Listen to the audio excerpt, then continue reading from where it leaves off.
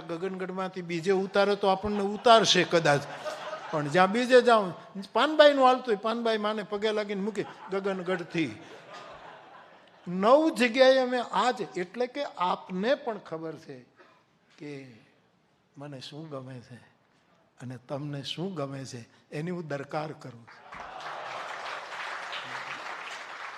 અને ભજનના એક મોટા ચિંતક, ભજનને કેન્દ્રમાં રાખીને એક શિષ્ટ સાહિત્યના સાધુ પુરુષ મકરંદ દવે એમ કહ્યું છે કે ભજન કરે એ જીતે, મનવા ભજન કરે એ જીતે.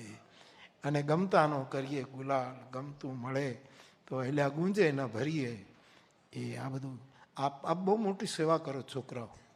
હું તમારા વખાણ કરવા નથી કહેતો બાપ, વખાણ કરીને કંઈ નથી આપને ફાયદો થવાનો, મને કંઈ, પણ આ બહુ મોટી સેવા છે.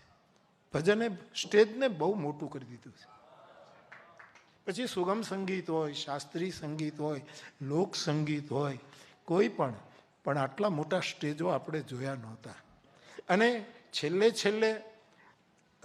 30 વર્ષથી કે 20 વર્ષથી, વધારે હું ન કહું તો, બધા જ ભજનીકોને એક મંચ ઉપર બેસીને એકબીજાને પ્રેમ કરતા જોયા છે.